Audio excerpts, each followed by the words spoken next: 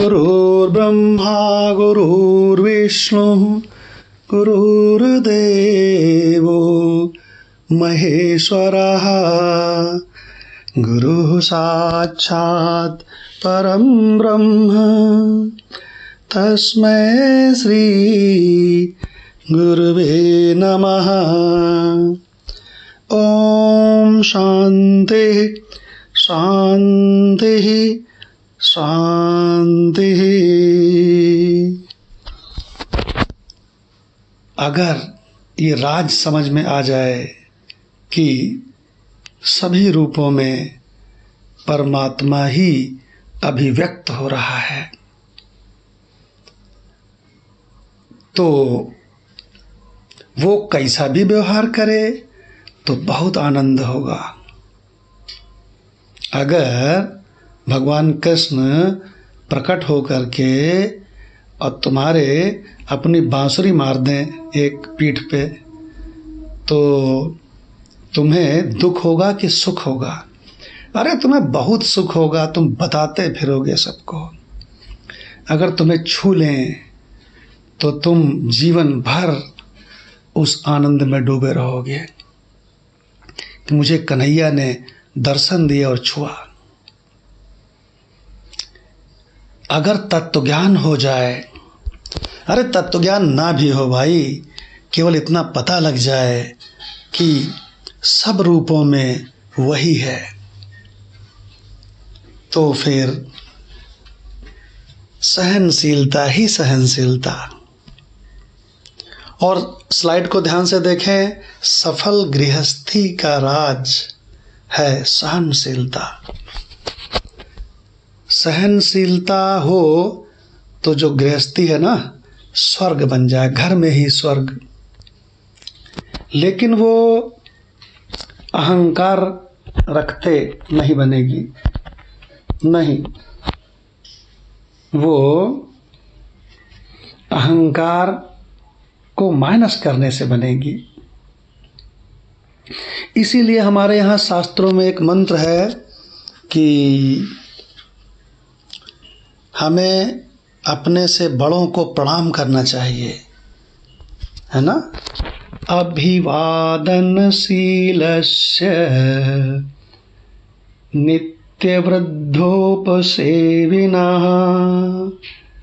चत्वारि तस्य वर्धन्ते आयुर्विद्या यशो बलम्।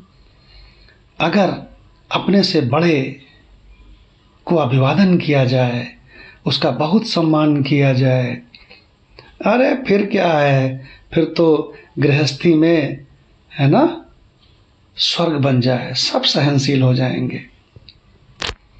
दो तरह से हो सकते हैं, या तो आदर्श जीवन जिए, अपने से हर एक बड़े का सम्मान भगवान की तरह करे। अभिवादनशीलस्य नित्य वृद्धोपसेविनः, वृद्ध माने बड़ा, उम्र में बड़ा। तो कहते हैं अगर वो अपने से बड़ों को प्रणाम करने वाला हो, हृदय से सम्मान करने वाला हो। बैठे हैं, कोई ज़्यादा उम्र के आ गए, खट से उठ के खड़े हो गए, क्योंकि जब कोई आता है तो उसका स्वागत करने के लिए प्राण ऊपर उठते हैं। अगर शरीर ऊपर नहीं उठाओगे तो वहाँ पर अनामली हो गई। शरीर को भी ऊपर उठना चाहिए सम्मान के लिए। आओ आओ आओ भाई बैठो। तो क्या कहते हैं, अभिवादनशीलस्य नित्यवृद्धोपसेविनः।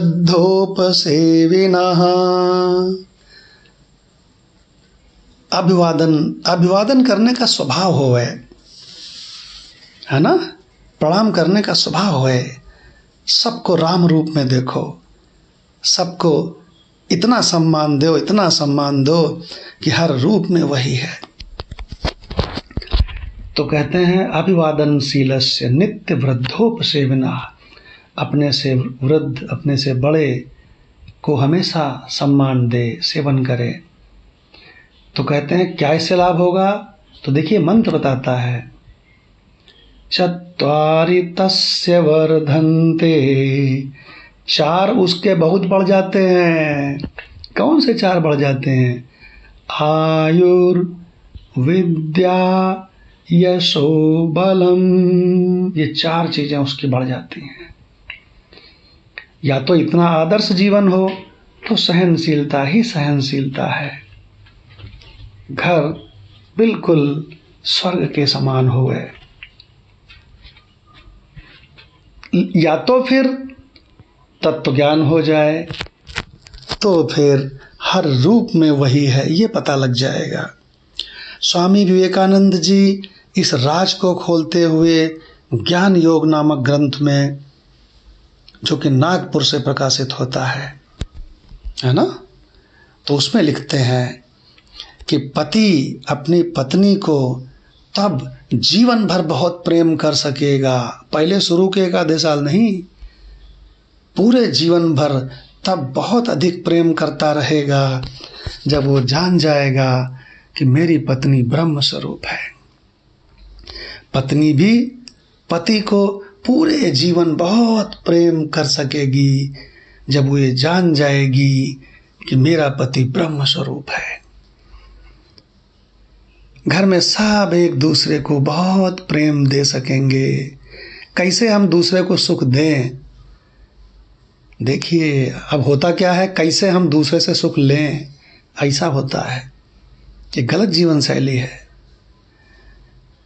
तो विवेकानंद जी कहते हैं आप अपने मित्रों को बहुत प्रेम कर सकेंगे, अरे वो तो ब्रह्म स्वरूप है। आप अपने शत्रुओं से भी बहुत प्रेम कर सकेंगे कि स्वभाव चाहे जितना गड़बड़ हो लेकिन वो है तो वही।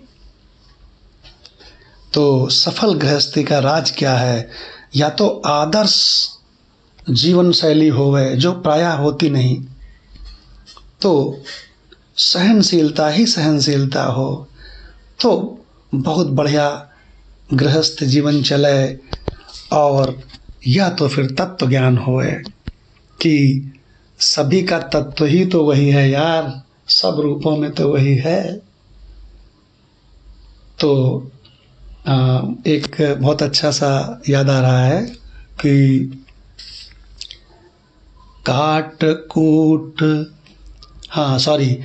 खोद खाद धरती सहे और काट कूट बन राय और कटु वचन साधु सहे और से सहा न जाए।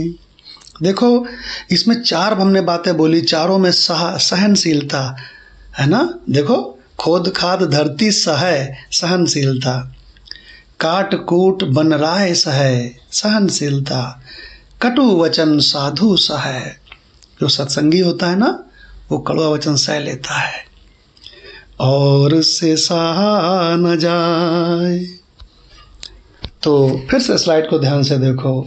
सफल गृहस्थी का राज है सहनशीलता, सहनशीलता।